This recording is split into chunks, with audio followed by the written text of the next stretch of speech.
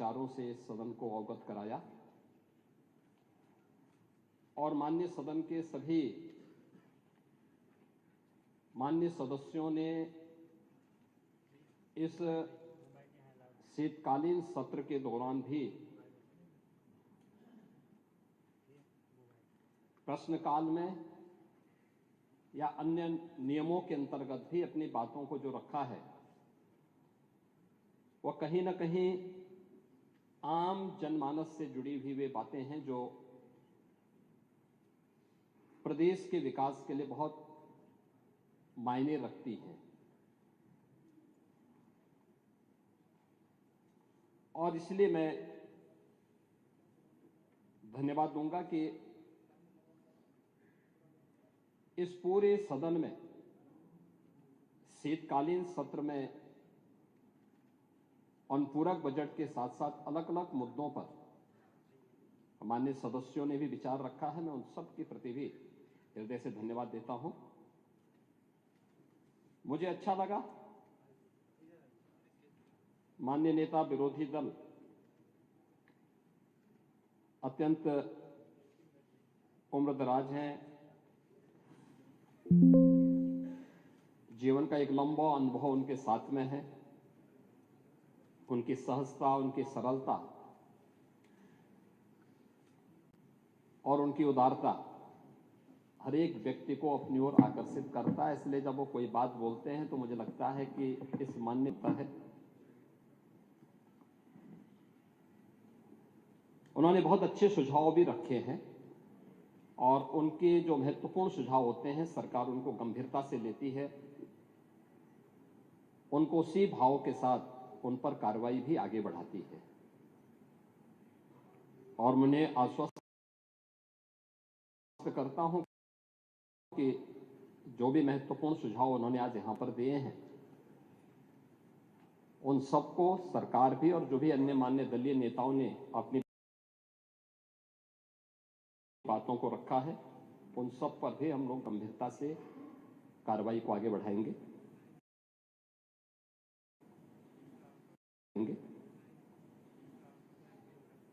बहुत सारी चीजें ऐसी होती हैं जो अक्सर होता है कि स्वाभाविक रूप से विरोधी पक्ष में है तो उनको सरकार के हर अच्छे कार्य की भी आलोचना करनी ही है, क्योंकि अन्यथा विरोध में रहने का भी औचित्य नहीं रहेगा। लेकिन कुछ चीजें जरूर हैं और वह ये कि मैं विरोधी दल को इसके बारे में अवश्य कहना चाहूंगा।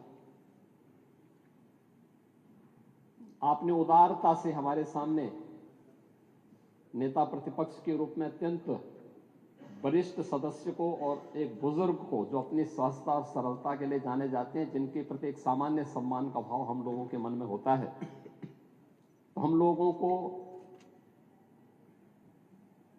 विरोधी दल के प्रति जो कठोरता रहती है वो वैसे ही सामान्य रूप से सहजता में बदल जाती है। लेकिन मैं एक बात अवश्य कहना चाहूंगा। आपने जो बात कही है, सरकार के बजट के आकार पिछले 8 और पौने 9 वर्ष के अंदर सरकार ने क्या कुछ किया है, उत्तर प्रदेश की अर्थव्यवस्था में सरकार के प्रयासों से क्या योगदान हुआ है, इनके बारे में क्योंकि सप्लीमेंट्री डिमांड्स हैं तो बहुत संक्षेप में ही अपनी बात को कहूंगा। लेकिन मैं आपसे जरूर ये पूछना चाहूंगा, आज से पौने 9 वर्ष पहले समाजवादी पार्टी इस पक्ष में थी और भारतीय जनता पार्टी उस पक्ष में थी। जो उपदेश आप यहां पे दे रहे थे अभी, यही उपदेश उस समय समाजवादी पार्टी के मुखिया को और उस समय के सरकार के संचालकों को दे होते ना, तो संभवतः इस प्रदेश का भी कल्याण होता। हमने क्या किया है मैं उसके बारे में भी चर्चा करूंगा। इसलिए मैं समाजवादी पार्टी से और विरोधी पक्ष से कहना चाहूंगा कि तो इधर उधर की बात मत कर, यह तो बता कि ये काफिला क्यों लूटा। जो समाजवादी पार्टी तितर बितर हो गई, अस्त व्यस्त हो गई, इस पूरे प्रदेश के सामने पहचान का संकट खड़ा किया, अराजकता का जो तांडव खड़ा किया था, कौन इसके लिए दोषी था?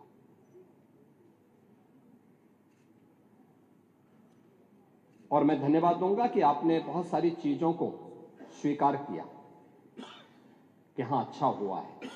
जैसे दुर्दांत माफिया और अपराधियों के प्रति सरकार की क्या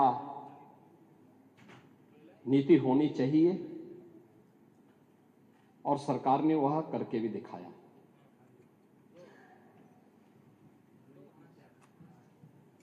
राज्य की अर्थव्यवस्था को आगे बढ़ाने के लिए स्पष्ट नीति हो और उन्हें लागू करने की दृढ़ इच्छा शक्ति हो तो परिणाम लाए जा सकते हैं। 4 आयाम उसके हैं और उन चारों आयामों पे सरकार ने किस रूप में कार्य किया है। कोई व्यक्ति हो, समाज हो, संस्था हो, इन सबको सबसे पहले चाहिए सुरक्षा। सुरक्षा का एक बेहतरीन वातावरण हो, कानून का राज हो, हर व्यक्ति के मन में सुरक्षा का एहसास हो, हर बेटी, हर व्यापारी अपने आप को सुरक्षित महसूस करे।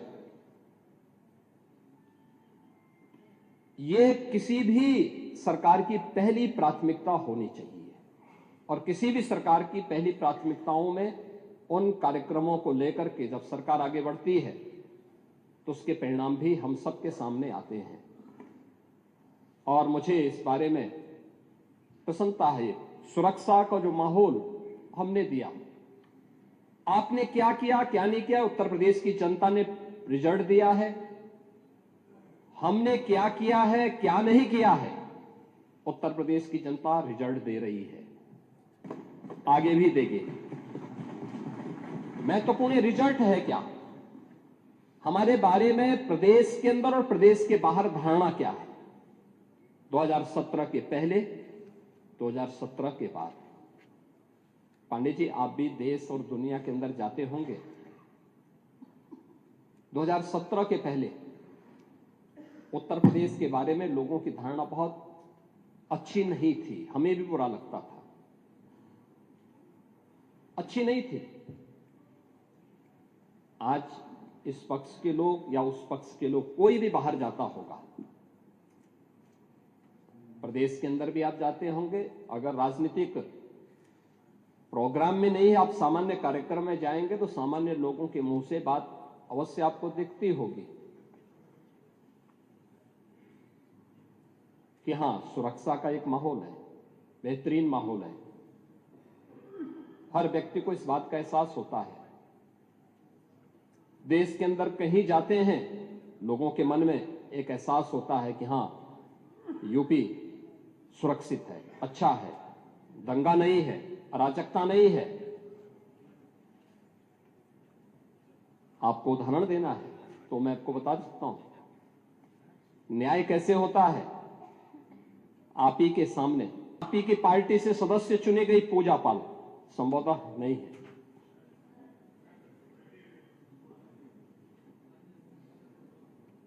आपकी सदस्य थी, आपने उन्हें न्याय नहीं दिला पाए,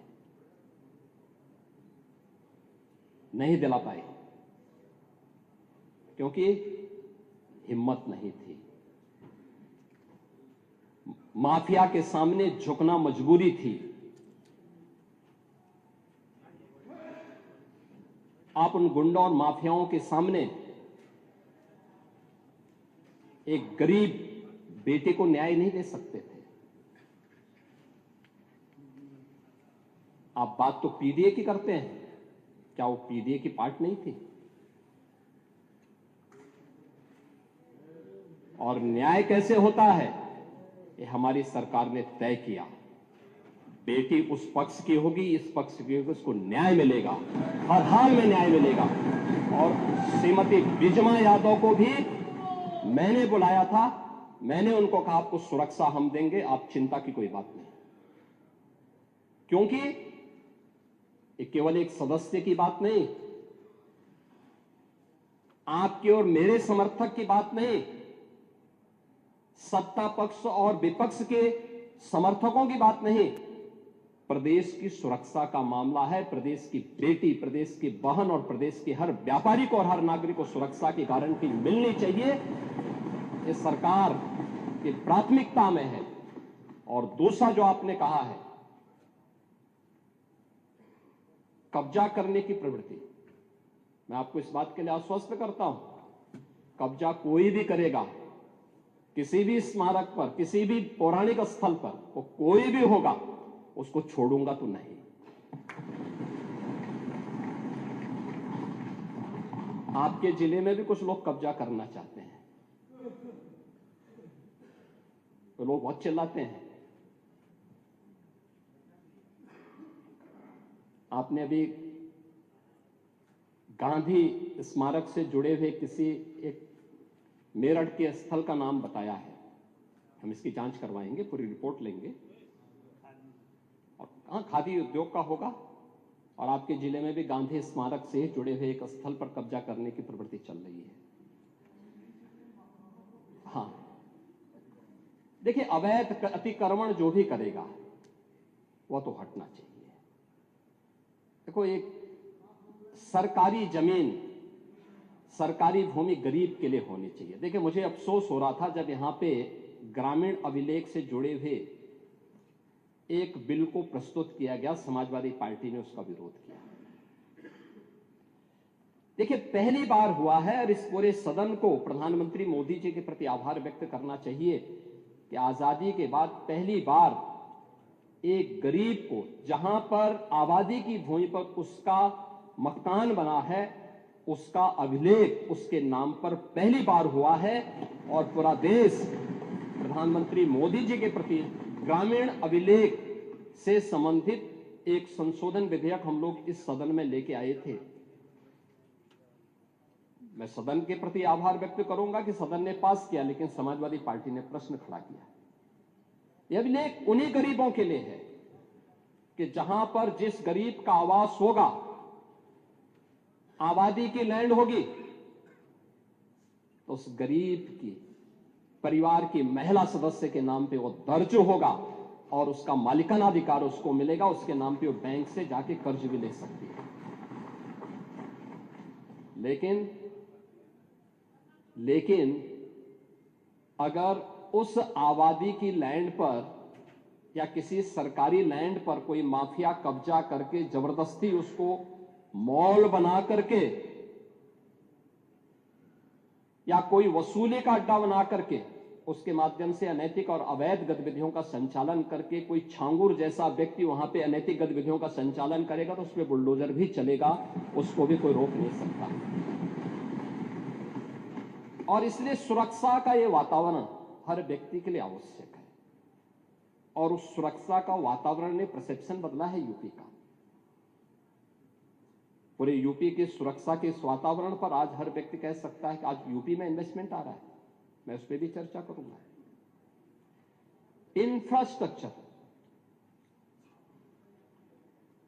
इंफ्रास्ट्रक्चर कैसे होना चाहिए, 2017 के पहले क्या स्थिति थी और 2017 के बाद क्या है। 17 के पहले गड्ढा युक्त सड़कें थी, मेट्रो के नाम पर मजाक बनाया हुआ था, रेलवे के नेटवर्किंग के लिए केंद्र सरकार के साथ समन्वय नहीं था। आपकी मजबूरी होती है तो आप कांग्रेस के साथ गठबंधन कर लेते हैं, अन्यथा जब कांग्रेस में यूपीए की गवर्नमेंट केंद्र में थी और प्रदेश में समाजवादी पार्टी की सरकार थी, तब भी कैसे संबंध थे आप लोगों के? यानी मजबूरी के नाम का नाम आपके संबंध थे, अन्यथा आप लोग किस प्रकार की अराजकता फैलाते थे किसी से छुपा हुआ नहीं है। लेकिन इंफ्रास्ट्रक्चर कैसे होना चाहिए? 17 के पहले यूपी में 1.5 एक्सप्रेसवे थे और आज उत्तर प्रदेश के अंदर 22 एक्सप्रेसवे, और देश के अंदर अगर ये सभी 22 के 22 बन जाएं तो 60% एक्सप्रेसवे पर अकेले यूपी का कब्जा होगा। अकेले यूपी, देश के अंदर जितने एक्सप्रेस होंगे उनमें 60% यूपी के पास। रेलवे का सबसे बड़ा नेटवर्क आज के दिन पर यूपी में है, 16,000 किलोमीटर का। इंटर स्टेट कनेक्टिविटी 4 लेन की,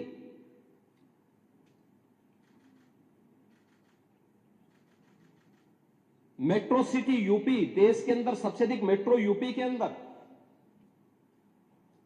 देश के अंदर सबसे अधिक एयरपोर्ट। 2017 के पहले यूपी के अंदर एयरपोर्ट की संख्या बहुत कम थी, उनमें से 2 संचालित थे, 2 आंशिक रूप से संचालित थे। आज 16 एयरपोर्ट संचालित हैं और उनमें से 4 इंटरनेशनल एयरपोर्ट हैं और 5वां इंटरनेशनल एयरपोर्ट जो भारत का सबसे बड़ा एयरपोर्ट है वह जेवर में नोएडा इंटरनेशनल एयरपोर्ट के रूप में अगले महीने संचालित होने जा रहा है। ये है उत्तर प्रदेश की स्पीड।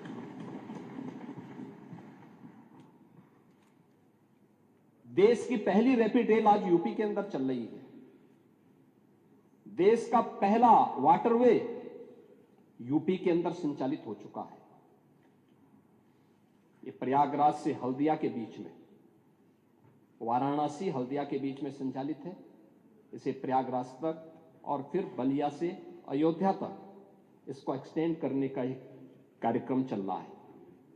लेकिन यह सरकार की इच्छा शक्ति पर होता है। सरकार करना चाहिए तो हो सकता है, लेकिन जब सरकार नहीं करना चाहेगी, और इसीलिए मैं आपसे कहना चाहूंगा कि आप लोग बात बड़ी बड़ी करते हैं, लेकिन ये जो बड़ी बड़ी बातें आप लोग करते हैं ना, ये समाजवादी पार्टी का अहंकार है। जब व्यक्ति में अहंकार आता है तो कहता है कि मैंने ये कर दिया, लेकिन जब इसीलिए कोई आपको सम्मान नहीं देता समाजवादी पार्टी को। 17 के पहले प्रदेश के सामने ये पहचान के संकट से प्रदेश तरसता था समाजवादी पार्टी के कारण, लेकिन आज हर उत्तर प्रदेश वासी सम्मान इसलिए प्राप्त कर रहा है क्योंकि काम सरकार की एक टीम कर रही है, परिणाम है। लेकिन दुनिया कह रही है कि यूपी के अंदर अच्छा हो रहा है, तो पूरा उत्तर प्रदेश सम्मान प्राप्त कर रहा है। यानी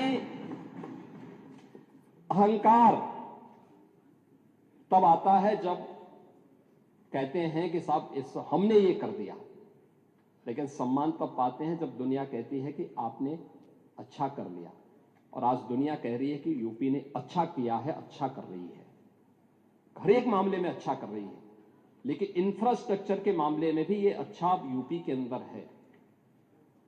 एम्प्लॉयमेंट, आप एम्प्लॉयमेंट की बात कर रहे थे, आपने शिक्षाविद भरे तो थे लोक सेवा आयोग में भी और शिक्षा आयोग में भी। क्या क्या कारनामे किए थे उन्होंने, क्या क्या कारनामे किए थे? जो हाई स्कूल 3rd डिवीजन था, इंटरमीडिएट 3rd डिवीजन था, आयोग का अध्यक्ष हो गया था। जो उसका आयोग जो उसके लिए एलिजिबल नहीं था, उसको आपने आयोग का अध्यक्ष बनाया था। और क्या क्या गुल खिला रहा था। यूपी के नौजवानों के साथ खिलवाड़ इस समाजवादी पार्टी से ज्यादा किसने किया है? आज मैं कह सकता हूं भर्ती जितनी पारदर्शिता के साथ हुई है। 8.25 वर्ष सरकार को होने जा रहे हैं, कल 8.25 वर्ष सरकार को होंगे पांडे जी, और 8.25 वर्ष में 9 लाख सरकारी नौकरी उत्तर प्रदेश के नौजवानों को बिना किसी घूसखोरी के प्राप्त हो जाए, ये पहले कभी नहीं हुआ, कभी नहीं हुआ। अभी आपने देखा होगा, और मैं तो आपसे भी कहूंगा, अभी हाल ही में हम लोगों ने 60,244 पुलिस कार्मिकों की भर्ती की थी, आरक्षी भर्ती की। सिद्धार्थनगर जनपद के बहुत सारे नौजवान थे, आपको बुलाना चाहिए था अपनी विधानसभा के नौजवानों को, उनके परिवार के सदस्यों को बुलाते, उनको सम्मान देते, अच्छा रहता, क्योंकि आप उनके चुने हुए प्रतिनिधि हैं, आपको बुलाने का अधिकार है। क्या इससे पहले कभी हुआ? हम इतने बड़े पैमाने पर भर्ती इसलिए कर पाए क्योंकि हमने इसके लिए उतना इंफ्रास्ट्रक्चर दिया है, इससे पहले इंफ्रास्ट्रक्चर नहीं था। देखिए, यूपी के अंदर 17 के पहले पुलिस ट्रेनिंग के लिए हमारे पास कुल 3,000 की क्षमता थी। जब हम लोगों ने 2017 में पुलिस की भर्ती की व्यवस्था को देखा, कैसे इनकी ट्रेनिंग होगी, क्योंकि भर्ती नहीं करना, इनकी ट्रेनिंग भी करना है।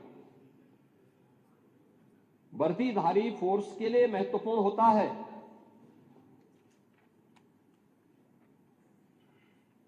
कि जितनी अच्छी ट्रेनिंग होगी, यानी ट्रेनिंग के दौरान जितना पसीना बहेगा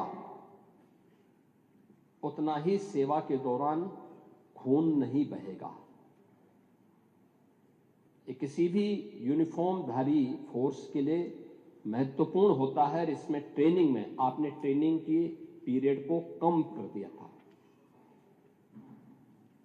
6 साल से लेकर के, यानी 9 महीने से घटा करके 6 महीने कर दिया था। और भर्ती के लिए योग्य नौजवान को प्राथमिकता नहीं देते थे। और शिवपाल जी तो उसके मास्टर हैं, इनकी तो पीएचडी ही इसमें है। पूरी भर्ती की प्रक्रिया को तार तार हर व्यक्ति बेहाल था। आज उत्तर प्रदेश का नौजवान नौकरी प्राप्त कर रहा है। क्या शिक्षा में, क्या उत्तर प्रदेश लोक सेवा आयोग में, क्या अधीनस्थ सेवा चयन आयोग में, क्या पुलिस भर्ती बोर्ड में। और भर्ती की इस प्रक्रिया को ही पारदर्शी बनाने के लिए हम लोगों ने हर एक स्तर पर उस प्रकार के तंत्र को विकसित किया है। और इसीलिए शिक्षा आयोग में भी उत्तर प्रदेश के रिटायर्ड डीजीपी को बिठाया है कि जैसे माफिया की कमर तोड़ी गई है, नकल माफिया की कमर को भी वहां बैठ करके ऐसे तोड़ना है। क्योंकि नकल माफिया आदत तो आप लोगों ने खराब की थी, लेकिन उनकी आदत को सुधारने का काम, क्योंकि जब भी कोई हैंकड़ी दिखाता है तो उसकी हैंकड़ी को ठीक करने का काम भी सरकार का होना चाहिए। और यही हमारे पद की शपथ भी है। एक सज्जन को सुरक्षा, लेकिन दुर्जन को ठिकाना लगाने का काम। परित्राणाय साधूनाम विनाशाय च दुष्कृताम्, यही तो है। और इसी के लिए बैठे हैं, भजन करने के लिए थोड़ा बैठे हैं। भजन करना तो हमारे पास मठ पर्याप्त है, उसी में कर लेते हैं। और इसीलिए आए हैं। इंफ्रास्ट्रक्चर के साथ साथ एम्प्लॉयमेंट के भी अलग अलग तरीके हैं। सरकारी नौकरी के साथ साथ प्रदेश के परंपरागत उद्यम में भी एमएसएमई का एक बहुत बड़ा सेक्टर, ये केवल हमने नहीं तैयार किया, पहले से सैकड़ों वर्षों से है, अलग अलग जनपद से। अब आप ही के यहां काला नमक चावल होता है, ये हमने थोड़ा पैदा किया, भगवान बुद्ध के समय से। लेकिन आप कुछ नहीं कर पाए, हमने उसकी ब्रांडिंग की, उसकी पैकेजिंग की, अब उसको एक्सपोर्ट भी करवा रहे हैं। अरे सब हो रहा है, सारे लोग खाते हैं। अब मैं क्या कह रहा हूं, आप नहीं बेच पा रहे हो, लेकिन ये सब जगह हो रहा है, सब जगह हो रहा है। और साई जी भी बोलेंगे, अब होता है कि नहीं होता है? क्यों आप खिलाइए उनको चावल, क्यों नहीं बुला खिलाते हैं? देखो शाही जी और खन्ना जी, अरे नौगढ़ आएंगे, आए रहे हैं। देखो शाही जी की एक खूबी है, और प्रदेश के अंदर किसी जनपद में जाते हैं तो सबसे पहले पूछते हैं क्या खाने की अच्छी चीज क्या है, और देश के अंदर भी जाते हैं सबसे पहले पूछते हैं कि भाई खाने की अच्छी चीज क्या है। और मैं एक बार वाराणसी गया, संजोग से भी मेरे साथ थे, तो बीएचयू के सामने से चल रहे थे मेरे सामने, तो वहां के ढाबे बंद होने लगे। मैंने कहा क्यों? कहा कि साईं जी जब हम पढ़ते थे तो हम लोग पहले ढाबा बंद कर देते थे। तो ये स्वयं उसके प्रति सजग हैं, और उन्होंने काला नमक चावल को आपके यहां की एक स्पेशल ब्रांड बनाई है। और मैं तो चाहूंगा कि एक बार शाही जी स्वयं काला नमक चावल की खीर पांडे जी को भी खिला दें। तो आप अपने आप बुलाइए ना एक बार। लेकिन आपकी सरकारें जब थी तब आप कुछ नहीं कर पाए, नहीं कर पाए ना। और ऐसे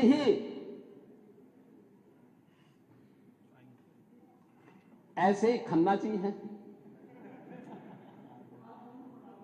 अब ये खन्ना जी कहते थे, परसों हमारी एक बैठक चल रही थी, उसमें कह रहे थे कि मुझे रात्रि को बहुत गर्मी लग रही थी, तो टेम्परेचर बाहर जो है 3-4 डिग्री था। मैंने कहा भी आपको गर्मी लग रही होगी, लेकिन पहले बैठक तो कर लीजिए आप। अब ये हाल है, लेकिन हर जनपद के एक एक प्रोडक्ट को, आज की नहीं पुराने समय की थी, बंद पड़ रही थी। उनके पास टेक्नोलॉजी नहीं थी, उनके पास डिजाइन नहीं थी, मार्केट की डिमांड क्या है उनको जानकारी नहीं थी, उनको पैकेजिंग की जानकारी नहीं थी। सरकार ने उनको फैसिलिटेट किया। आज एमएसएमई का देश के अंदर सबसे बड़ा जो नेटवर्क है वो यूपी के पास है। 96 लाख एमएसएमई यूनिट, लगभग 1.25 करोड़ लोग, अकेले 2 करोड़ परिवार केवल एमएसएमई यूनिट के माध्यम से अपनी आजीविका का उपार्जन कर रहे हैं। 2 करोड़ से अधिक का एक्सपोर्ट यूपी करता है अपने एमएसएमई यूनिट से दुनिया के बाजारों में यहां का सामान भेज करके। ये काम 17 के पहले भी हो सकता था, इच्छा शक्ति नहीं थी, नहीं थी ना। नहीं, दंगा तो आप लोग, आपकी नीतियां दंगा कराते थे, दंगा तो आप ही लोग कराते थे। दंगाइयों को और तो इसीलिए मैं कह रहा हूं, दंगा तो आप ही लोग कराते थे। और नहीं, खुरापात नहीं करते थे, खुरापात को ठीक करवाते थे, उसकी डेंटिंग पेंटिंग करवाते थे थोड़ा। लेकिन यह एमएसएमई सेक्टर में और इन्वेस्टर समिट कैसे प्रदेश के अंदर एम्प्लॉयमेंट के लिए हुआ। माननीय अध्यक्ष जी, आप औद्योगिक विकास के मंत्री थे, और उस समय जब पहली बार इन्वेस्टर समिट की बात आई थी, तो हम लोग जब मुंबई रोड शो में गए थे, कैसा वातावरण बना के रखा था यूपी के अंदर आप लोगों ने। जिस भी उद्यमी से मिलते थे वो कहता था साहब आप आए हैं, स्वागत है, लेकिन हम यूपी नहीं जाएंगे। क्यों नहीं जाएंगे? कहा हमने कसम खा रखी है, नहीं जाएंगे। ये वातावरण यूपी का था। किसके कारण? समाजवादी पार्टी के कारण, समाजवादी पार्टी की नीतियों के कारण, समाजवादी पार्टी की अराजकता और भ्रष्टाचार के कारण, पॉलिसी पैरालिसिस के कारण। और आज यूपी के अंदर हम लोगों ने जब इन्वेस्टर समिट किए हैं, एक नहीं, अब हमारे पास 45 लाख करोड़ रुपए के निवेश के प्रस्ताव प्राप्त होते हैं। 15 लाख से अधिक करोड़ रुपए के निवेश के प्रस्ताव जमीनी धरातल पर उतर चुके हैं। 60 लाख से अधिक नौजवानों को इसमें सीधे सीधे नौकरी मिली है और 5 लाख का हमारे पास ग्राउंड ब्रेकिंग कराने के लिए तैयारी है और 5 लाख पाइपलाइन में है। ये है कार्य, ये है नए भारत का नया यूपी, ये है एम्प्लॉयमेंट। अब यूपी का नौजवान रोजगार के लिए उसे देश और दुनिया के अंदर भटकने की आवश्यकता नहीं, यूपी ही उन्हें रोजगार देगा। आप जाइए ना, ब्रह्मोस मिसाइल भी अब यूपी में लखनऊ में बन रही है। ब्रह्मोस मिसाइल जिसके नाम से आज दुश्मन भी कांप रहा है। अभी ऑपरेशन सिंदूर में ब्रह्मोस मिसाइल की मार ने पाकिस्तान की कमर ही तोड़ के रख दी थी। ये लखनऊ में बन रही है। ये डिफेंस मैन्युफैक्चरिंग कॉरिडोर का एक प्रोडक्ट है और वहां पे जितने भी नौजवान लिए गए हैं ये सब यूपी के नौजवान हैं। कोई आईटीआई पास है, कोई पॉलिटेक्निक है, किसी ने इंजीनियरिंग किया है, वे सब यहां पे आज नौकरी प्राप्त कर रहे हैं। ब्रह्मोस और उससे एंकर यूनिट जितनी भी लगी हैं सब में उन्हें प्लेसमेंट का अवसर भी प्राप्त हुआ है। और वेलफेयर की स्कीम, आप कह रहे थे कि मुख्यमंत्री राहत कोष से जो पैसा मिलता था उसमें कोई भेदभाव नहीं होता था। मैं धन्यवाद दूंगा कि आपने स्वीकार किया। देर आई दुरुस्त आई, और हमने कभी नहीं किया। मैं पूछना चाहता हूं, क्या मकान देने में कोई भेदभाव हुआ है क्या? राशन देने में कोई भेदभाव हुआ है क्या? क्यों आप लोग रोकते हैं क्या? और ये माननीय सदस्य रोक भी नहीं सकते क्योंकि सूची इन्होंने नहीं बनाई है।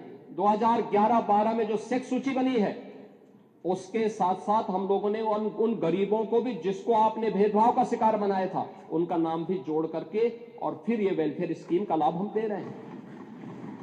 भारतीय जनता पार्टी या सहयोगी दल का एक भी विधायक चेहरा देख करके योजनाओं का लाभ नहीं देता है।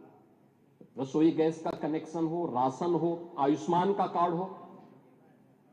आयुष्मान के कार्ड में एक शिकायत मुझे जरूर मिलती है इधर से कि साहब 6 सदस्यों वालों को तो आयुष्मान मिल गया, उससे नीचे वाले क्या करेंगे?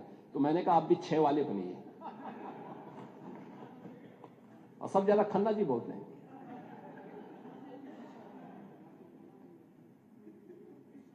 अब आपसे सीखें ना। लेकिन कभी नहीं भेदभाव हुआ है। और ऐसे ही सीएम रिलीफ फंड से पैसा देने में भी ये हमारे लिए पाप है, चेहरा देख करके योजनाओं का लाभ देना। उत्तर प्रदेश की 25 करोड़ की आबादी के कल्याण के लिए, उसकी सुरक्षा के लिए सरकार खड़ी है और बिना भेदभाव के योजनाओं का लाभ देगी। हम उसमें भी दे रहे हैं। अभी त्वरित का पैसा इधर ही नहीं मिला तो उधर भी कहां से? सभी को मिलेगा, सभी को पैसा मिलेगा। और हमने तो पीडब्ल्यूडी में भी मांगा था। देखो पहली बार, पाणी जी कह रहे थे समीक्षा की बात, नियमित रूप से समीक्षा होती है, एक एक विभाग की समीक्षा होती है, एक एक कार्यक्रम की समीक्षा होती है। हर जिले के अंदर वहां का जो सीनियर जनप्रतिनिधि है, माननीय सांसद या प्रभारी मंत्री हर महीने जिले के अंदर जाकर के बैठक लेता है।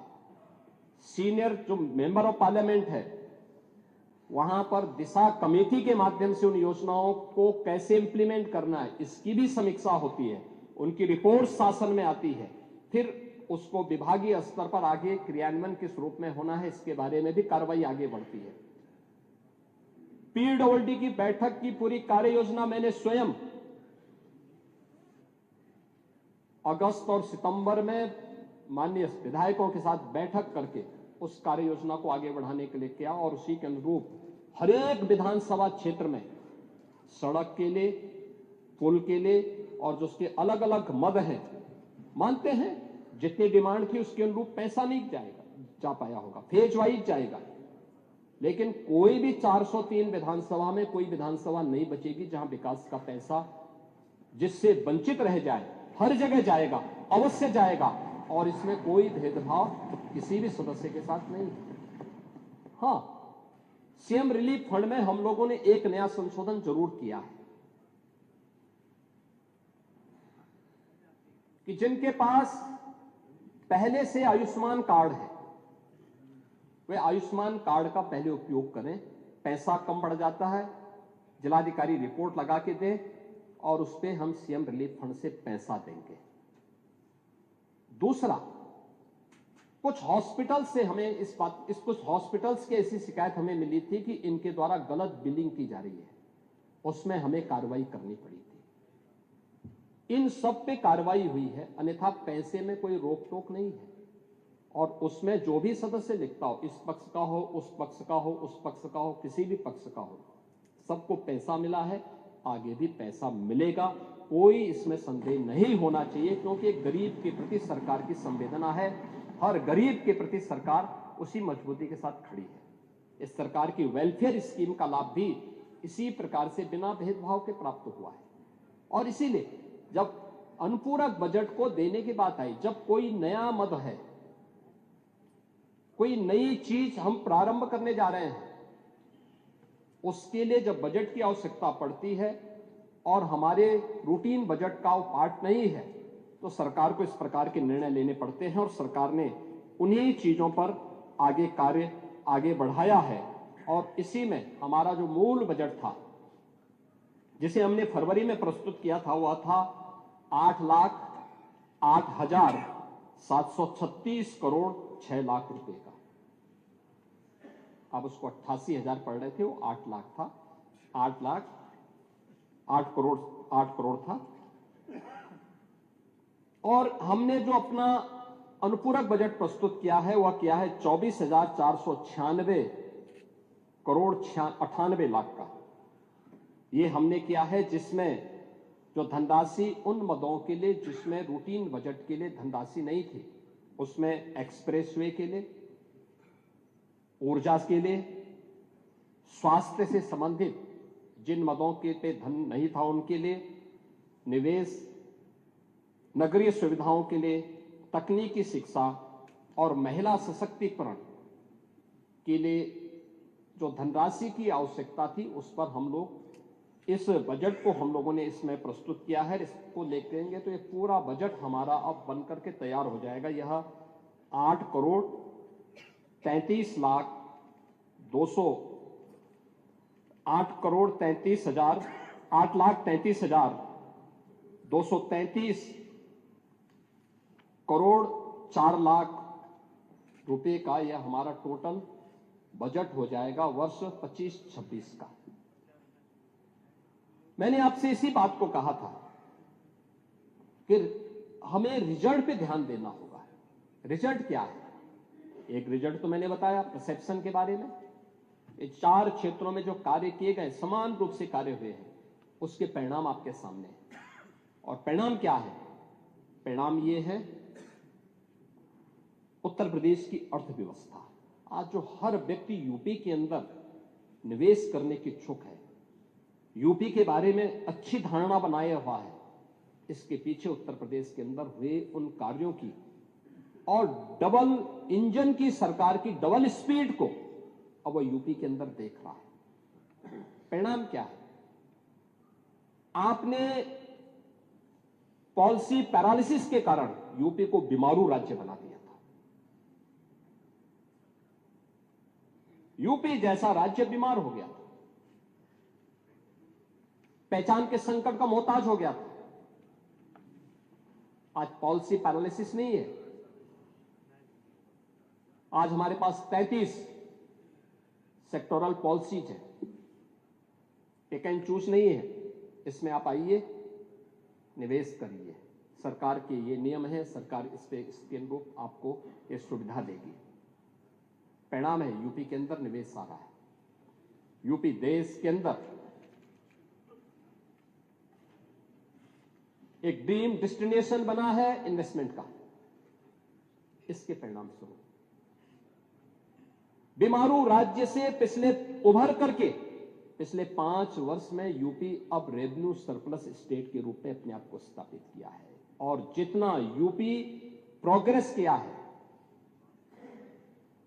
आज देश के अंदर आर्थिक स्थिति में अन्य राज्यों की स्थिति यूपी से उतनी अच्छी नहीं जितनी यूपी आज है।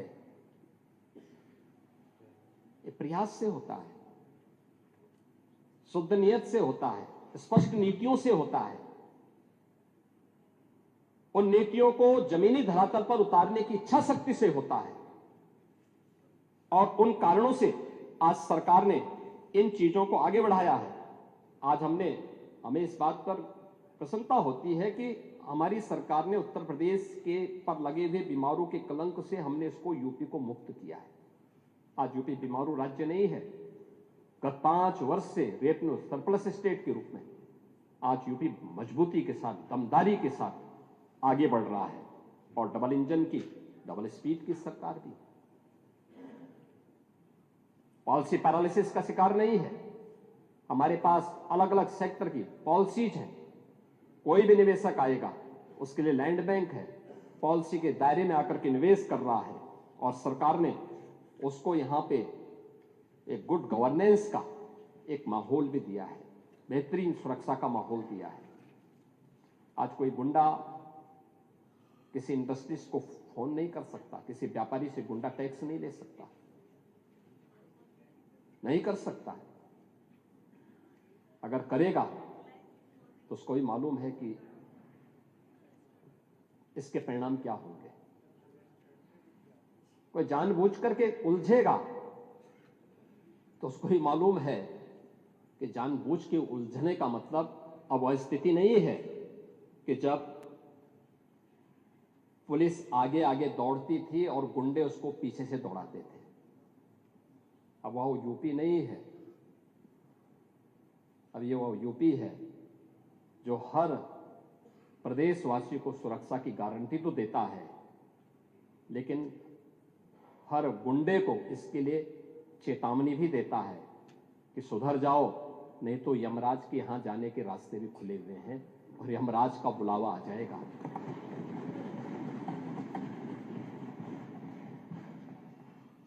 वित्तीय अनुशासन और विकास दोनों का एक बेहतरीन संतुलन भी है। जो मैंने आपको बताया ना, रेवेन्यू सरप्लस है, ये वित्तीय अनुशासन का एक उदाहरण है और विकास के लिए जो इंफ्रास्ट्रक्चर के साथ साथ वेलफेयर स्टेट के रूप में भी यूपी ने अपने आप को स्थापित किया, इसके भी उदाहरण है। आज यूपी के अंदर अपराध और अपराधियों के प्रति जीरो टॉलरेंस की नीति का परिणाम क्या है? एक fearless business,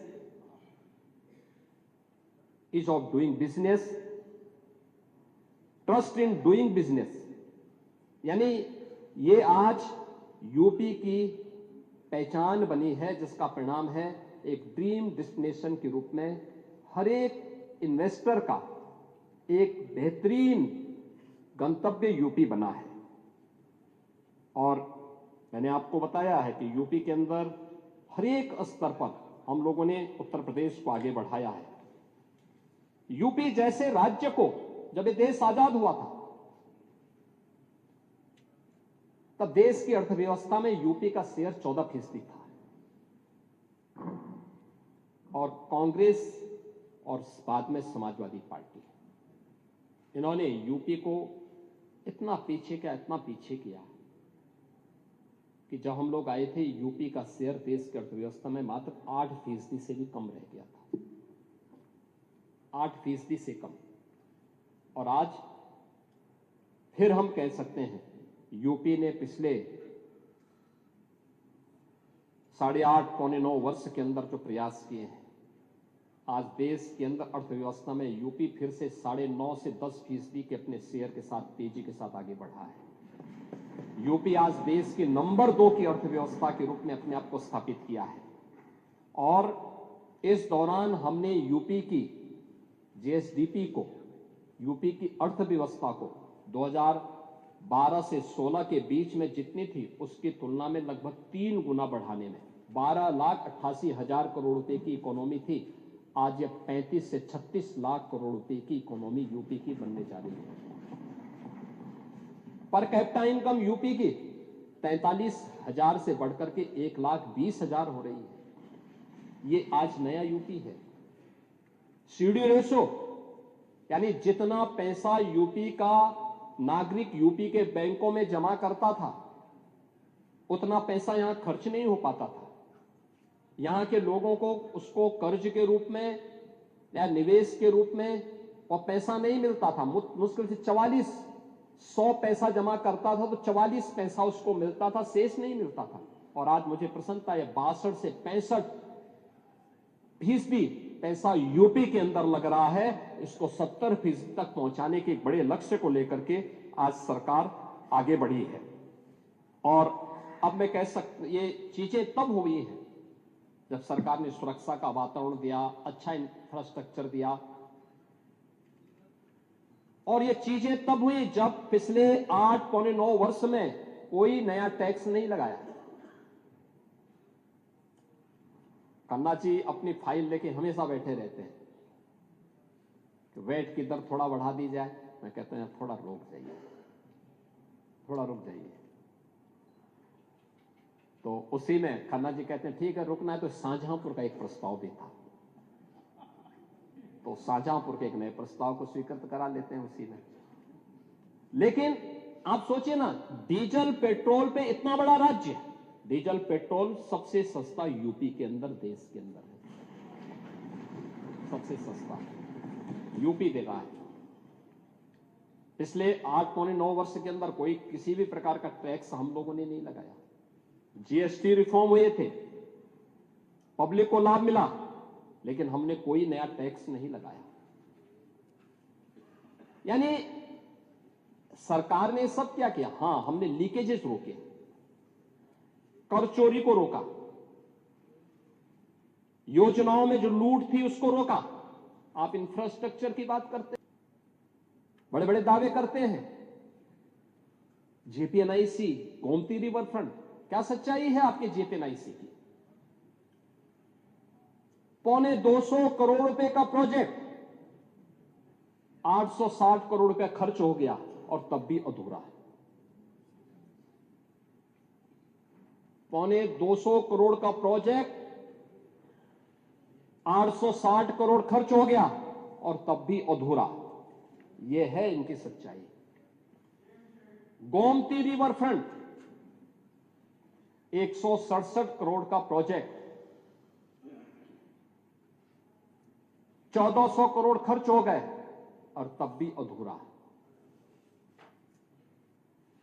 Purvanchal expressway,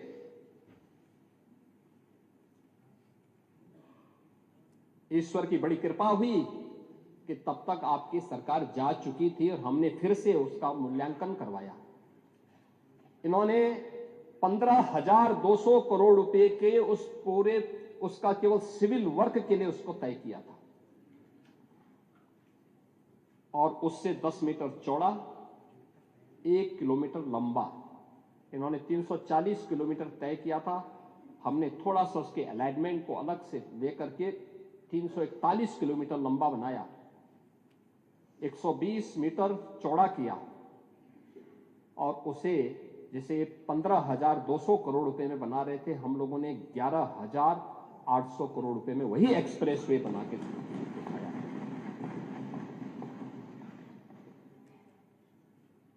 Agra Lucknow expressway अधूरा, लेकिन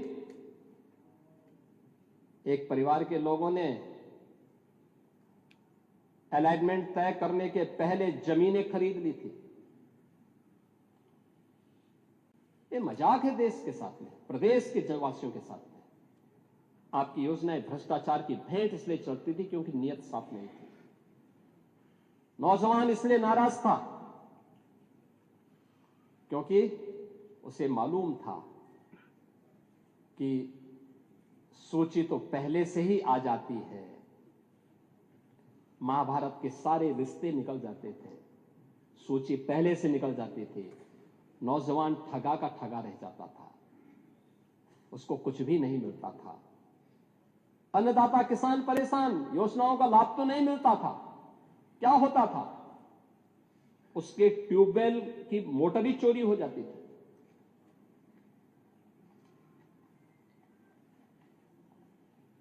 हमने उसको सुरक्षा की गारंटी भी दी, 16 लाख प्राइवेट ट्यूबवेल को फ्री में बिजली की गारंटी भी दी है और यूपी पहला राज्य है जो अपने अन्नदाता किसानों को सर्वाधिक बिजली की आपूर्ति करता है, सर्वाधिक आपूर्ति करता है।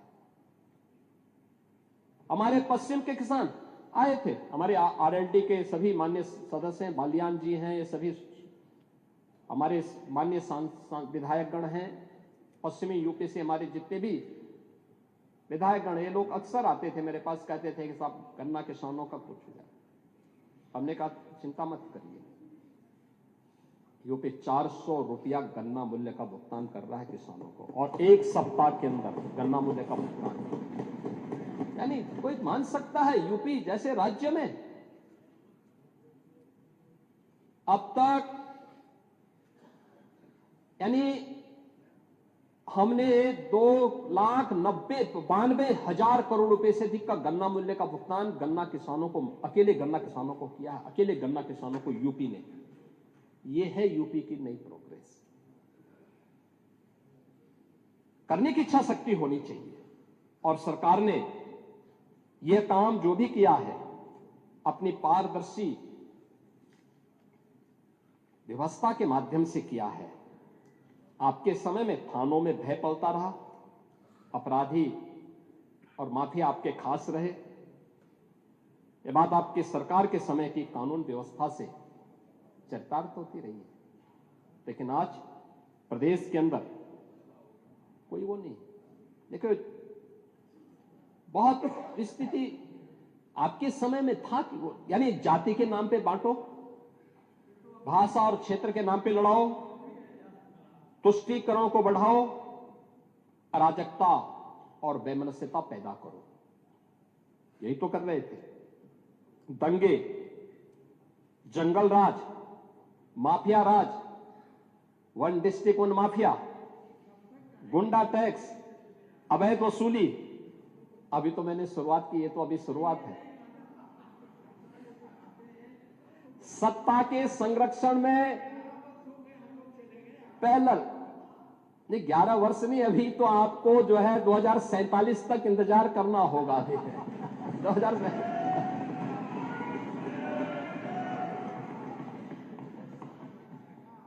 चाहे जो कहिए। आज यानी उस समय हरेक तबके में असुरक्षा का वातावरण था। प्रदेश की छवि अराजकता की थी, अस्थिरता की थी, और आज रूल ऑफ लॉ आज यूपी के अंदर है। कोई सांप्रदायिक दंगा नहीं है। दंगाई, ओह, दंगा कैसे होता और दंगाई का उपचार कैसे होना है, हाँ, तो बरेली के मौलाना से पूछ लो। अब यहां न कर्फ्यू है न दंगा है, अब यूपी में सब ये है नया यूपी। महोदय, हम लोगों ने पुलिस की अवस्थापना यानी अगर भर्ती की है, उनकी ट्रेनिंग अच्छी की है, तो उनकी अवस्थापना सुविधाओं को बढ़ाया है। अब खपरेल के बैरक नहीं है। आप किसी भी जिले में जाएंगे जो सबसे हाई राइज बिल्डिंग होगी और यूपी पुलिस की कार्मिकों के लिए बैरक होंगे। आखिर वो सभी नौजवान तो यूपी के अंदर के ही रहने वाले, किसी न किसी के परिवार के होंगे सदस्य। ये मानवीय संवेदना का भाव पहले था, आज नहीं है। आज उनके साथ वही सद्भाव के साथ, सम्मान के साथ सरकार व्यवहार करती है। सरकार ने रिफॉर्म के पहली बार यूपी में पुलिस कमिश्नरेट सिस्टम लागू हुआ। 7 जिले आज उससे पूरी तरह आगे बढ़ चुके हैं। मॉडर्न पुलिसिंग, साइबर थाना और फॉरेंसिक इंस्टीट्यूट ये आज यूपी की पहचान बन रही है। आज यूपी के अंदर एफएसएल लैब्स बंद पड़ रही हैं। 3 नए कानून लागू होने के बाद 7 वर्ष से ऊपर के प्रत्येक सजा में फॉरेंसिक एविडेंस आवश्यक है। आपका कार्यकाल होता तो आप कभी नहीं कर पाते। इसलिए नहीं कर पाते क्योंकि आपने ना फॉरेंसिक लैब बनाई, ना फॉरेंसिक इंस्टीट्यूट बनाए। ओह, अब 4-4 बार थे, नहीं कर पाए तो अब कभी नहीं मिलना है, अब नहीं मिलना है।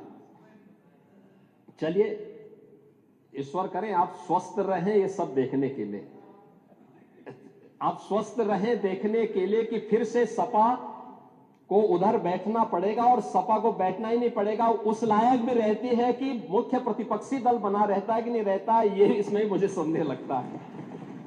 लेकिन आज यूपी के अंदर 12 एफएसएल लैब ये बी ग्रेड की बन चुकी हैं, 6 अन्य एफएसएल लैब्स बन रही हैं। हर जिले में 2 फॉरेंसिक वैन हम उपलब्ध करवा चुके हैं एविडेंस कलेक्ट करने के लिए, और इस पर कार्य हो रहा है। सेफ सिटी के लक्ष्य को हमने प्राप्त किया है, इस पर कार्य हुआ है। UP SSF special security force 6 वाहिनियों का गठन हो चुका है। पीएससी जिस पर हर यूपी वासी पहले गर्व करता था, समाजवादी पार्टी ने उनकी सभी कंपनियों को नष्ट करने का प्रयास किया। हमने 34 कंपनियों को जो समाप्त हो चुकी थी इन्हें फिर से पुनर्गठित किया है और उनकी भर्ती की प्रक्रिया को पूरा बनाया है। और अब तो 3 महिला पीएससी की बटालियन भी वीरांगना उदा देवी के नाम पर, वीरांगना झलकारी बाई के नाम पर और वीरांगना अवंती बाई लोधी के नाम पर उत्तर प्रदेश के अंदर गठित हो चुकी हैं। इन पर कार्रवाई आगे बढ़ चुकी है और इसीलिए उत्तर प्रदेश अब ये नया उत्तर प्रदेश है। ये सब करने का परिणाम है। आज देश का कुल मोबाइल फोन का जो भी प्रोडक्शन होता है वो यूपी के अंदर बन रहा है। 55% यूपी के अंदर बन रहा है। जितने भी इलेक्ट्रॉनिक कंपोनेंट बन रहे हैं उसका 60% यूपी के अंदर बन रहा है। और आज यूपी के अंदर ईज ऑफ डूइंग बिजनेस में देश के अंदर यूपी टॉप अचीवर स्टेट के रूप में अब यूपी जाना जाता है। ये है यूपी की नई पहचान। आज राष्ट्रीय शिक्षा नीति, skill India, startup India, stand up India, ये युवाओं की स्किलिंग के लिए और युवाओं को बेहतर भविष्य देने के लिए प्रभावी ढंग से सरकार के द्वारा इसे आगे बढ़ाया गया है। आज आर्टिफिशियल इंटेलिजेंस में, सेमीकंडक्टर में, साइबर सिक्योरिटी के लिए, रोबोटिक्स में, ड्रोन टेक्नोलॉजी में, इलेक्ट्रिक व्हीकल में, agritech, fintech, deep tech, health take, tourism और हॉस्पिटलिटी में, डिफेंस, मैन्युफैक्चरिंग और स्पोर्ट्स जैसे क्षेत्रों में भी उत्तर प्रदेश ने नए गंतव्य प्राप्त किए हैं और तेजी के साथ उत्तर प्रदेश अब आगे बढ़ चुका है। महोदय, यूपी के अंदर जो प्रयास प्रारंभ हुए, यूपी जैसे राज्य में इतनी फर्टाइल नहीं, इतना अच्छा जल संसाधन, लेकिन टेक्नोलॉजी नहीं देते थे, अच्छा सीड नहीं देते थे। कल किसान दिवस था।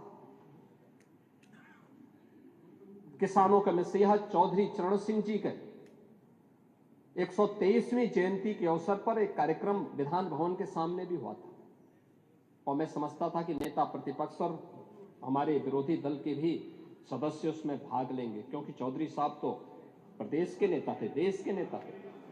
आप उस कार्यक्रम में नहीं थे, आएंगे भी नहीं आप लोग, क्योंकि आप लोग तो हर एक कार्य को आप वोट बैंक के नजरिए से देखते हैं। आपकी नियत है, आप किसान को वोट बैंक की नजर से देखते हैं इसलिए कुछ किए नहीं। आप दलितों को वोट बैंक की निगाह से देखते हैं इसलिए कुछ बोलते नहीं। इसीलिए मैं कह रहा हूं ना, देखो बांग्लादेश में एक दलित नौजवान को कैसे जला दिया गया है।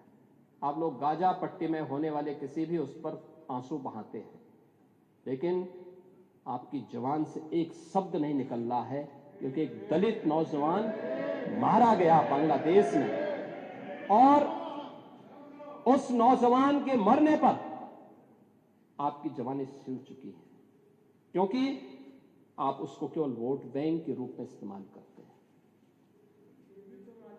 ये राजनीति नहीं है पांडे जी, ये राजनीति नहीं है, ये वो सच्चाई है जो आपकी तुष्टीकरण की नीति है, जिसके कारण बांग्लादेश बना है।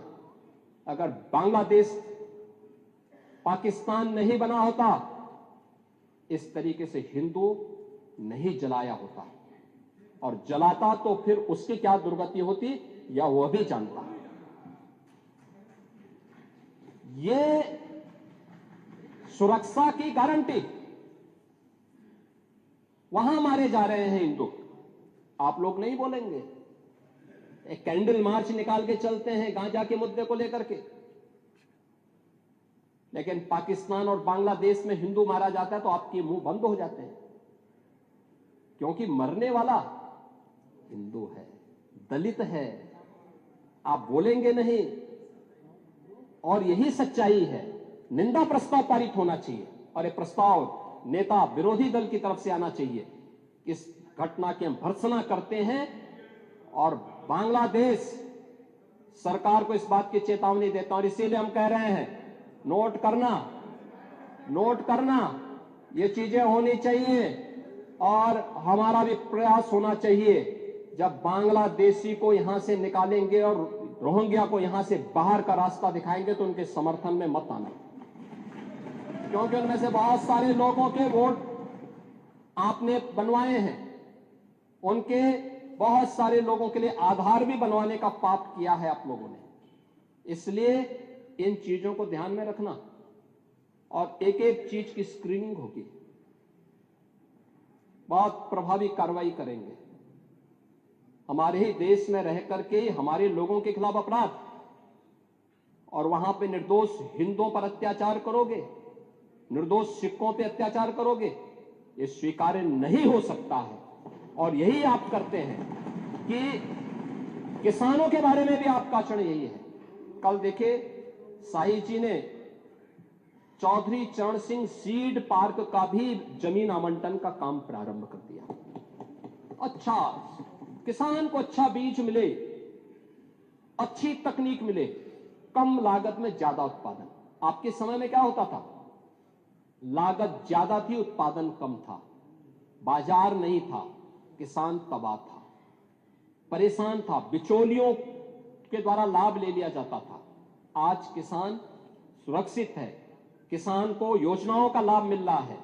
और कल चौधरी साहब के नाम पर कार्यक्रम था, और इन सभी माननीय सदस्यों ने गन्ना मूल्य के बारे में कहा, हम लोगों ने दिया, लगातार दे रहा। यूपी आज के दिन पर देश के अंदर गन्ना उत्पादन का नंबर 1 का राज्य है।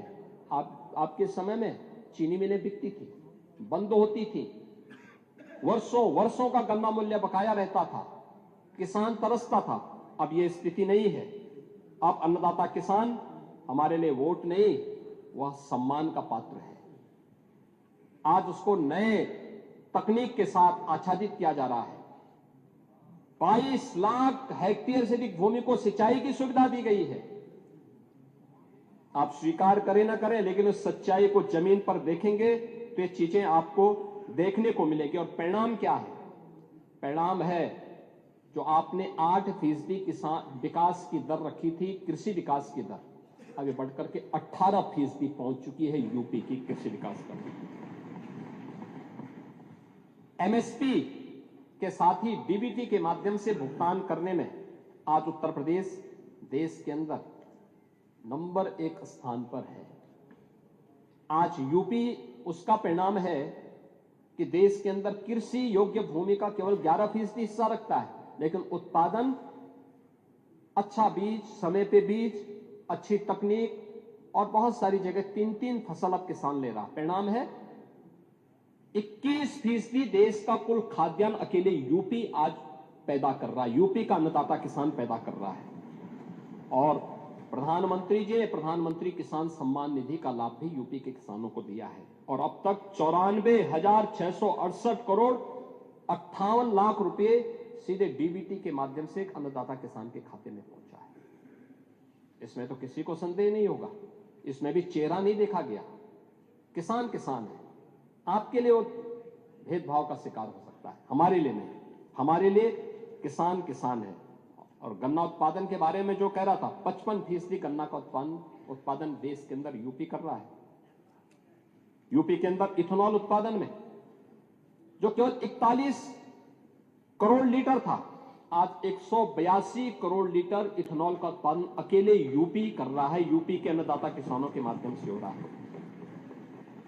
आज हमारे पास एक्सप्रेसवे, लॉजिस्टिक पार्क, किसानों की उपज को राष्ट्रीय और अंतर्राष्ट्रीय बाजार तक पहुंचाने के लिए एक बेहतरीन कनेक्टिविटी भी हमारे पास है। एग्रीकल्चर वैल्यू चेन के लिए स्टोरेज है, प्रोसेसिंग सेंटर है, कोल्ड चेन इंफ्रास्ट्रक्चर है और बड़े पैमाने पर आज यूपी के अंदर इस फील्ड में इन्वेस्टमेंट भी हो रहा है। हमने यहां पर हर खेत को पानी देने के जिस लक्ष्य को आगे बढ़ाया है, नहरों के माध्यम से, तो देश के अंदर 86% सिंचित भूमि अकेले यूपी के पास है। यूपी सर्वाधिक सिंचित भूमि रखता है देश के अंदर।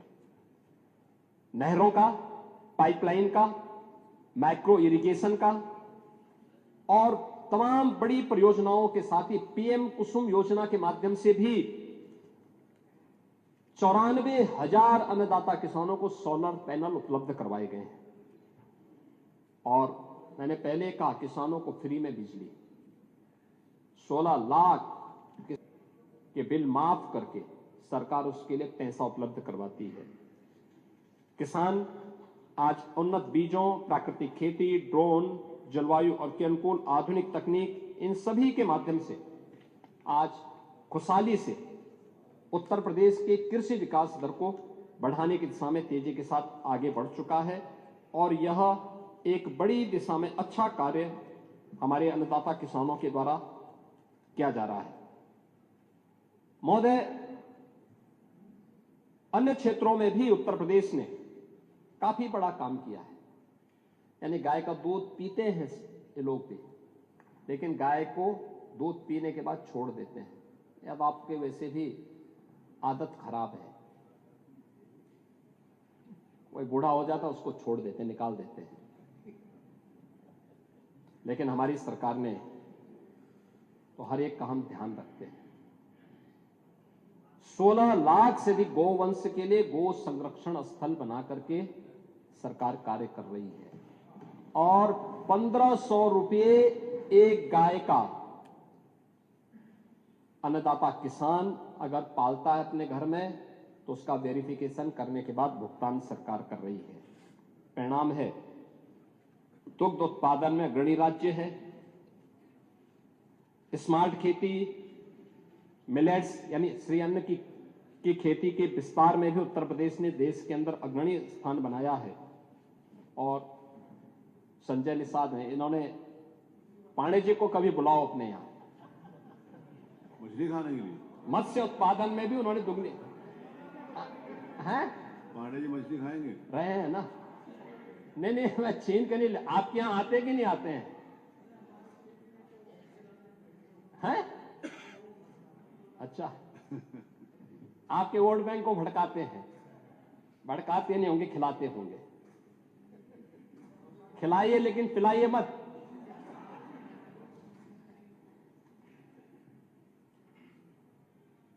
महोदय,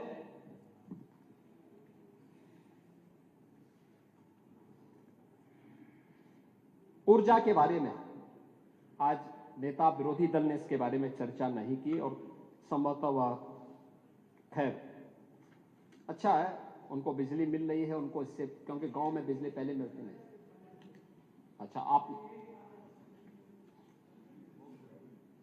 नहीं, ये चीजें दिखाती हैं कि गांव में, देखिए वैसे भी गांव में बिजली मिल रही है तो आप संतुष्ट होंगे। आप देखिए, शिवपाल जी के बगल में बैठ जाते हैं, थोड़ा संगत का असर पड़ जाता है, लेकिन वैसे आप सच बोलते हैं। लेकिन ये सच्चाई थी कि 2017 के पहले उत्तर प्रदेश के अंदर जो पावर प्रोडक्शन था वह कुल 7,159 मेगावाट का था। आज 11,595 मेगावाट का उत्पादन अकेले यूपी के अंदर हम लोग यहाँ पर यूपी के अंदर पावर जनरेट कर रहे हैं। अभी हाल ही में जो हमारी अभी कुछ प्रारंभ होने जा रही है, इसमें से 6,541 मेगावाट की नई परियोजनाएं हमारी बहुत जल्दी उत्पादन शुरू कर देंगी, जिसमें घाटमपुर, खुर्जा, अनपरा ई, ओबरा डी, मेजा, इन सब की 6,541 मेगावाट के अतिरिक्त इससे हमें मिलेगी। यानी आने वाले समय में अकेले यूपी 18,136 मेगावाट बिजली का उत्पादन करेगा। पीएम सूर्य घर मुफ्त बिजली योजना में 1 गीगावाट की सोलर क्षमता हम लोगों ने हासिल की है और यूपी देश के अंदर अग्रणी राज्यों में इसमें है, जिसमें सोलर पैनल किसी भी घर में लगेगा तो उस घर की बिजली का खर्चा आधे से भी कम हो जा रहा है। अगर वो व्यक्ति उसको ठीक ढंग से देखभाल कर लेगा तो बहुत अच्छे ढंग से इसको आगे बढ़ाने में सरकार आगे कार्य कर रही है। सुरक्षा का परिणाम है कि जो पहले वोमेन फोर्स, महिला जो शक्ति थी, ये जो काम करती थी, पहले कामकाजी महिलाओं को काम करने का जो पहले स्कोप था 17 के पहले, वो केवल 13% था। आज उसका शेयर उत्तर प्रदेश के अंदर बढ़कर के 35% से अधिक हुआ है, 36% के आसपास हुआ है। और सुरक्षा के बेहतरीन वातावरण का परिणाम है कि अब नाइट शिफ्ट में भी महिलाएं काम करने के लिए जा रही हैं, कहीं कोई सुरक्षा की कोई समस्या नहीं है। युवाओं के लिए एक नई स्कीम सीएम युवा उद्यमी के रूप में हम लोगों ने लागू की है और मुझे प्रसन्नता है कि 1,10,000 से अधिक युवाओं को अब तक इस योजना के माध्यम से हम लोगों ने गारंटी मुक्त और ब्याज मुक्त ऋण की सुविधा उपलब्ध करवाई है। आज प्रदेश में एक बेहतरीन स्टार्टअप का इकोसिस्टम भी खड़ा हुआ है। 18,000 से अधिक startup, 76 incubator, 7 centre of excellence और 8 यूनिकॉर्न आज अकेले यूपी में हैं। प्रदेश ने आज इस दिशा में बेहतरीन कार्य किया है और मुझे लगता है कि अभी हाल ही में जो centre for monitoring Indian economy CMI द्वारा जो बेरोजगारी की दर के आंकड़े जारी किए गए हैं देश के अंदर, उसमें यूपी की बेरोजगारी की दर जो 17 के पहले 19% थी, आज वो घट करके 2.21% पर रह गई है। यह सीएमई के द्वारा जो अभी डाटा जारी किए गए हैं वह भी यूपी के अंदर है। आप वेलफेयर स्कीम में बात करेंगे, दिव्यांगजनों, निराश्रित महिलाओं और वृद्धजनों के लिए पेंशन की राशि, आप याद करिए आपके समय में 300 रुपया मिलता था और वह भी आधा अधूरा, वो भी आधा अधूरा। आज डीबीटी के माध्यम से हम 1,06,00,000 परिवारों को 12,000 रुपये साल का पेंशन की सुविधा दे रहे हैं। डीबीटी के माध्यम से पैसा उनके खाते में जा रहा है। समाजवादी पार्टी ने तो छात्रों की स्कॉलरशिप में भी घोटाला कर दिया था, अनुसूचित जाति जनजाति के छात्रों की स्कॉलरशिप रोक दी थी और अब तो सरकार ने तय किया है कि छात्रवृत्ति दीपावली के पहले और जो बचेंगे वह गणतंत्र दिवस के पहले उन छात्रों को प्राप्त हो जानी चाहिए। यह सरकार ने इसको किया है और इसमें प्राथमिकता के आधार पर सरकार कार्य कर रही है। आज प्रदेश के अंदर जो सरकार के द्वारा कार्य प्रारंभ किए गए, इसमें स्वास्थ्य के नए, उसमें मेडिकल कॉलेजेस की संख्या अब बढ़कर के यूपी के अंदर यह 81 हो गई है। आपके यहां भी मेडिकल कॉलेज है माधव बाबू के नाम पर।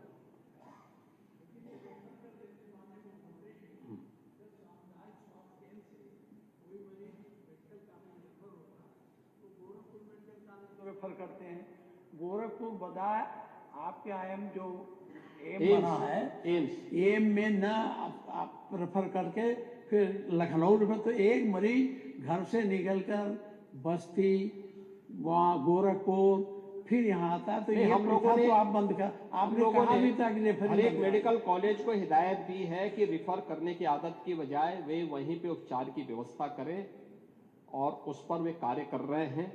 लेकिन मेडिकल कॉलेज की 81वां मेडिकल कॉलेज, देखो जिंदगी भर अमेठी कांग्रेस को ढोता रहा, आज भी ढो रहा है, लेकिन वो मेडिकल कॉलेज नहीं दे पाए। और मैं धन्यवाद दूंगा, हमारे मंत्री होंगे नहीं यहाँ पे, महेंकेश्वर शरण सिंह जी को, इन्होंने लैंड दी और वहां मेडिकल कॉलेज प्रारंभ हो गया। इस सत्र में वहां क्लासेस शुरू हो गई। बलिया वाले मंत्री जी हैं कि नहीं, पता नहीं पांडे जी पक्षधर हैं कि नहीं है, हैं?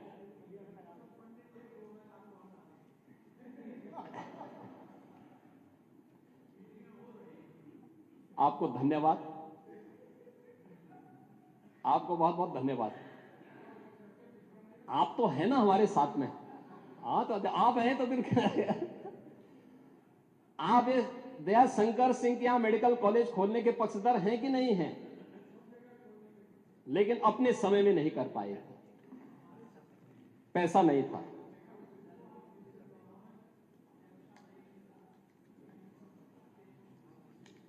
लेकिन इन सब पे भी हम लोग कार्य कर रहे हैं।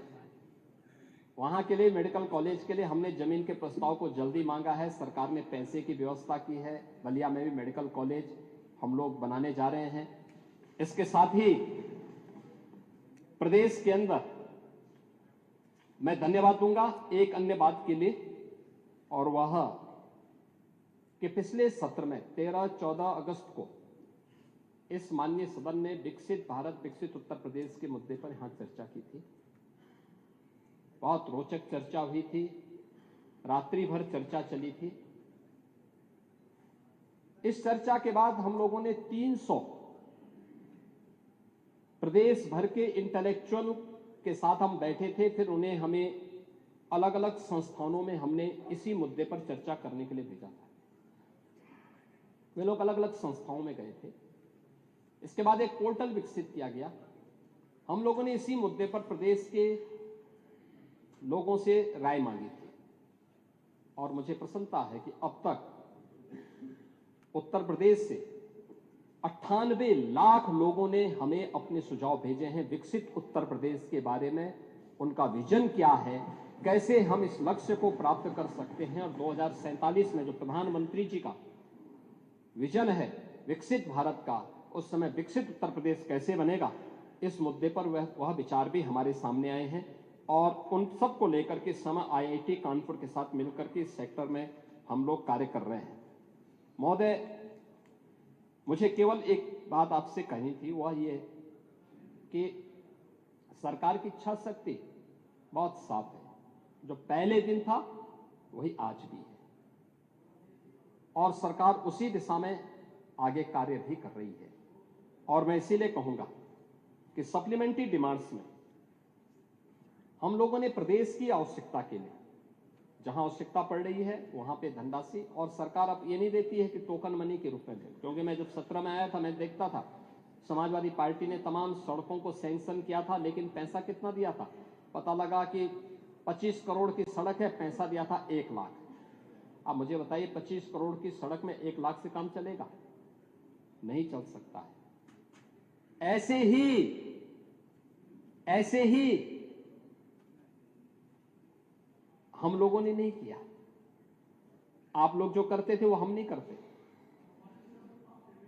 नहीं, हाँ, आप सबको मिलेगा, आप चिंता मत करिए। वो सड़क भी हमारे उसमें है वो, और आप चिंता मत करिए, वो भी होगा। लेकिन अब सरकार ने तय किया है कि हम एक साथ 40 से 50% पैसा रिलीज करें।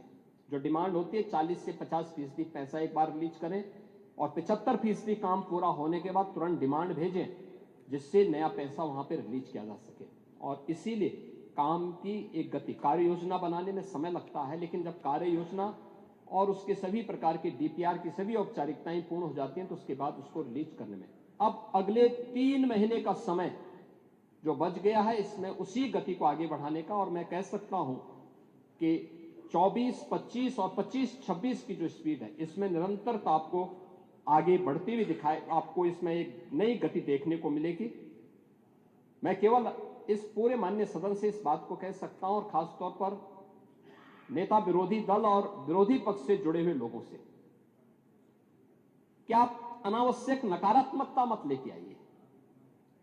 हर चीज को जातीय चश्मे से देखने की आदत से आप अपने को थोड़ा, यूपी का जितना आप नुकसान कर चुके हैं उससे आप लोग अब थोड़ा बचिए। अगर अब चाहते हैं कि वजूद बना रहे तो उससे बचिए, और नहीं तो मैं आपसे कहूंगा कि राह में मुश्किल होगी हजार, तुम 2 कदम बढ़ाओ तो सही, हो जाएगा हर सपना साकार, तुम चलो तो सही, तुम चलो तो सही। ये सभी सपने साकार होंगे जो विकसित उत्तर प्रदेश के लिए इस सदन ने 13-14 अगस्त को देखा था। उन सभी सपनों को साकार करने के लिए सरकार यहां पे वंदे मातरम पे भी चर्चा कराई है, सप्लीमेंट्री डिमांड्स के साथ इस माननीय सदन में आई है। और मैं उन सभी नेताओं को, उन सभी माननीय सदस्यों को जिन्होंने इस शीतकालीन सत्र में अपने विचारों को इस सदन में रखा है, उन सभी को इस पर उन्होंने यहां पर आज इस सदन में चर्चा की है, उन सभी को मैं एक बार फिर से हृदय से धन्यवाद देते हुए अध्यक्ष जी, मैं अपने वाणी को विराम देता हूं। आपके प्रति आभार व्यक्त करता हूं कि आपने इस मुद्दे पर मुझे बोलने की अनुमति दी। धन्यवाद। मत संख्या नहीं, 13। ये मत संख्या 13। ये दो सवाल है, वो अभी तो पूछ लिया आपने, माननीय नेता सदन, पूछ तो लिया। ये आपको कैसे पता चला बांग्लादेश वाला दलित है? और अगर है तो आप उसका प्रमाण